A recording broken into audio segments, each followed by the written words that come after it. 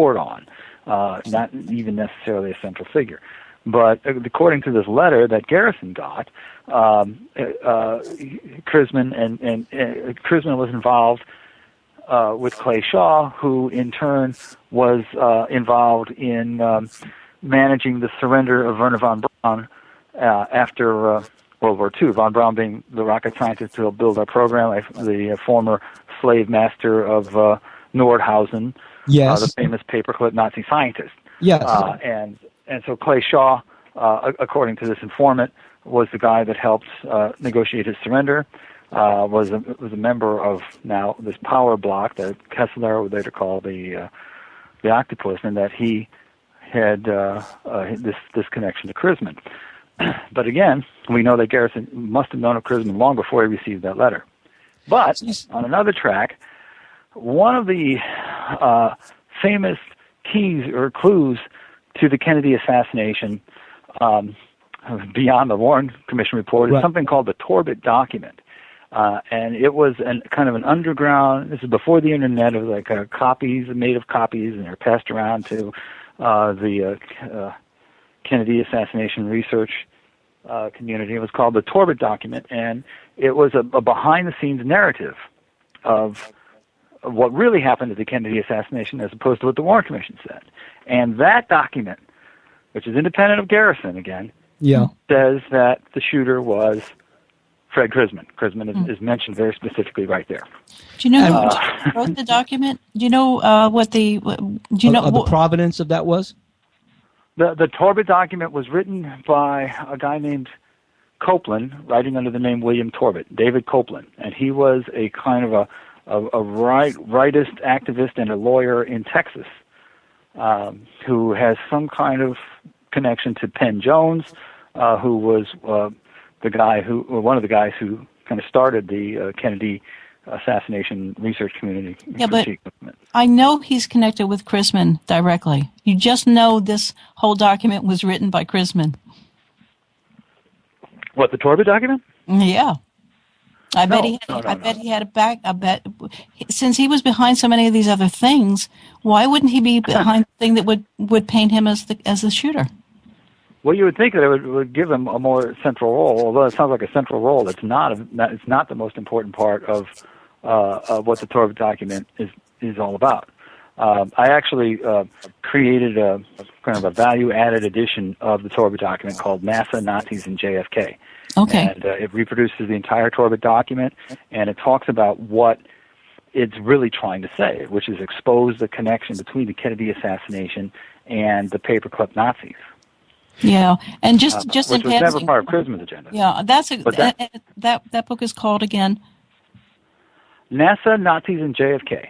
Okay, good. And that one is published by David Childress, Adventures Unlimited Press. Okay. Our friend David Childress. Yes. And this reminds me David, of Bill and I once a few years ago. Bill and I actually held in our hands the Vero document, the actual Vero. Well, no, it was the George Jessup, Hoover. The Jessup. It was the George Hoover markup of the Morris K. Jessup book about. But we saw it with all the different colored inks for the different colored entities who supposedly wrote in it. We actually saw that paperback. Yeah, so, it was George Hoover's copy. And it sounds like so I'm glad that document can be researched. That's cool. Yeah, well, you know, so much of what we know about parapolitics and about, everything that is left out of mainstream discussion and the history books is given to us by these kind of samizdat documents. Another famous one is the Gemstone file. David and I actually collaborated on a book that talks about the Howard Hughes, Aristotle Onassis connection to the Kennedy assassination. Wow. But there's also something called the Kiwi Gemstone that came out in Australia that details the Danny Casolaro story, and so that was kind of leaking out. Now there's a very important connection between the Australian connection is a central thing in understanding the Kennedy assassination. Why is that? Because according to this theory that Garrison had, that Crisman is the shooter, Crisman was under the employ, according to Garrison, of Boeing. and Boeing being upset that Kennedy gave the contract for the TFX tactical fighter to General Dynamics when it was supposed to go to Boeing, and so that this, because Kennedy was such a loose cannon that way, that such important defense contracts were handling and going in ways that the defense contractors didn't want them to go. Boeing set out to kill Kennedy and hired Crisman as part of the whole group that did it. But the reason that's important, the TFX tactical fighter eventually became the F-111. And the F-111 contract was sold to Australia, and that created the funding corridor that eventually also led to the development of Pine Gap, which is the Australian version of Area 51. And that's when the story ties back to Oswald, who who served at Atsugi, Japan, where the U-2s flew out of, who defected to the Soviet Union and gave them the information they needed to shoot down Gary Powers' U-2, whose job before the book depository was at a photo firm that processed U-2 film, who was some kind of spy connected to the U-2 program. And the U-2, of course, was developed at Area 51. So all of these links between this kind of high-tech nightmare that is connected to ufology and to the history of UFOs and connects so solidly up to the Kennedy assassination. I mean, it's no wonder that the powers that be that want to protect that want to get you away from the story. Right, but Ed, focus on these, but answer these two things for me, because this is always confusing. There was more than one Lee Harvey Oswald in the Johnson Oval Office tapes released by Lady Bird Johnson on the day after the assassination, when Johnson is back in the White House.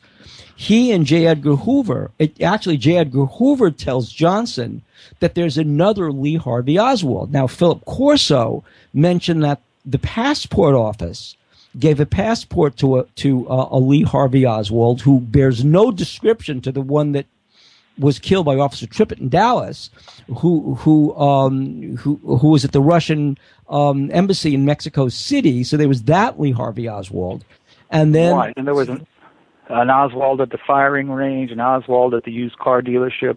Exactly. Multiple Oswalds. There's a guy named, interestingly enough, his name is, that can't be, before I forget it, there's a guy who lived in Zelienople, Pennsylvania, who had the identical biography of Oswald. He defected to the Soviet Union at the same time, looked exactly like him. But the other thing is, I think his name is Palmer, by the way. Oh, well, look, here's the question. Why is it that Oswald could speak Russian so fluently? I mean, fluently enough to engage Marina Oswald, but I mean, fluent Russian. When, where did he learn Russian? When did he learn Russian? How linguistically adept was this guy? Well, yeah. They like to give you the impression that he's just some crazy lone nut guy, but he clearly was a much more sophisticated person than that. And he was an agent of some sort, He was, and was he? I mean, well, did he think he was going to be shooting the president? Do you think, or do you think he was just totally set up to take the blame? Yeah, my impression is that he was what he said he was at the time, a patsy. Okay. And he was trying to get away. He was like on the second floor sipping a Coke. When somebody, you can see on the Zapruder film, it's pretty clear. The shot comes from the grassy knoll. That's supposedly Crisman. But after the Kennedy emerges from the Stemmons Freeway sign, the umbrella man opens the umbrella, and according to Fletcher Prouty, that might have contained a Curari dart that shot Kennedy in the throat. And you can see on the film that Kennedy's grasping his throat and his elbows are paralyzed in the air, setting him up for the next shot, which either came from the Daltex building or the grassy knoll, but also there's probably a shot also coming from the book depository. And then, of course, next to the umbrella man, there's a guy called the radio controller man. You can see he's got a radio in his pocket, and he's pointing actually to those various places. He points to the Daltex building, to the book depository, and to the grassy knoll, and he's coordinating the shots. Well, all very clear. If you could figure out what that is the MO of, what organization that level of execution is the MO of, is it the way we execute people if we're the government, or is it the way the mafia does it, which I don't think it is? Is it the way that Octopus does it? You could figure out who did it, by by following that path of execution, which is kind of pretty elaborate. The argument against that, it was just the mafia, is that the cover-up that continued through the media throughout the years, the fake photographs in Life magazine, the reversal of the Zapruder frames to make it look like the shot not coming from the book deposit, or not coming from the grassy knoll. Dan Rather's radio report, basically describing the Life magazine cover and not the Zapruder film, because it didn't think the Zapruder film would ever be seen by anybody else. That kind of coordination in the media isn't something that the mafia does, although there could have been players.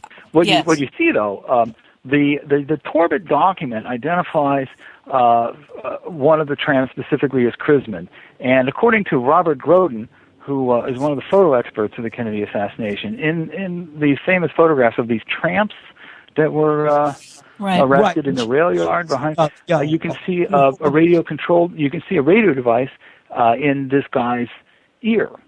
And according to another source, there's another set of photographs where you see the tramps being walked in one direction and a tall, lanky man walking in the other direction, and he's got a radio device behind his ear, too, in that photograph.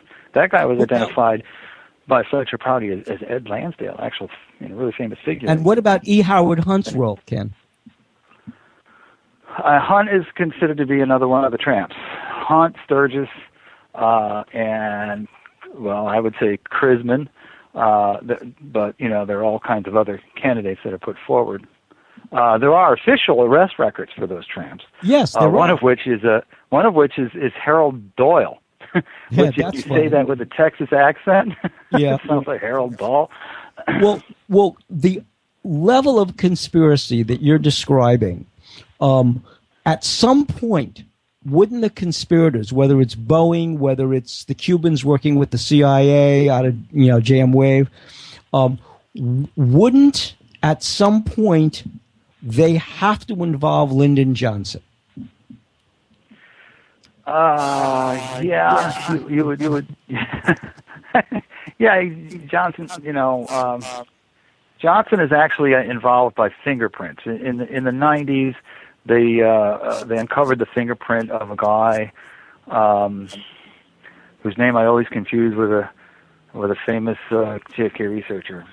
Max Wallace is his name, not Max Holland. Max Wallace, and this was an assassin who was involved in assassinations that affected corruption investigations against Lyndon Johnson, the Billy Soul Estes case, and also the Bobby Baker case.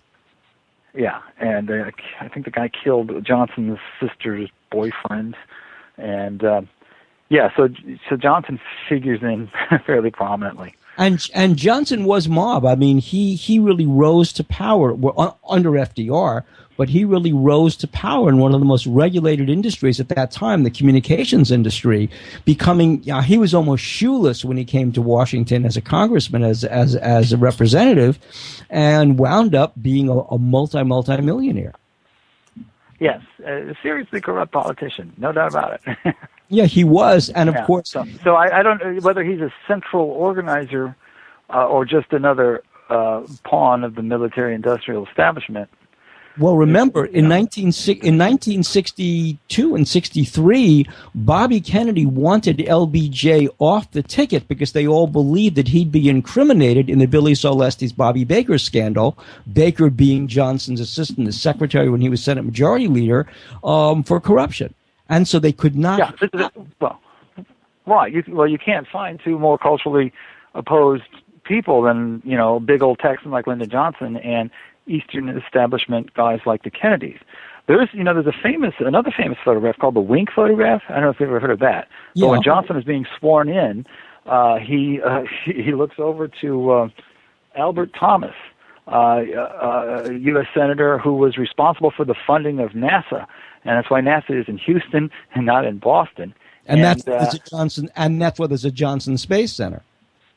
Right, and in his photograph, he's winking at Johnson. Like, hey, he pulled it off. Maybe it was a tear. Well, and guess who else is sitting in the back? So. Well, guess who else is sitting in the background as Johnson is sworn in? Jack Valenti.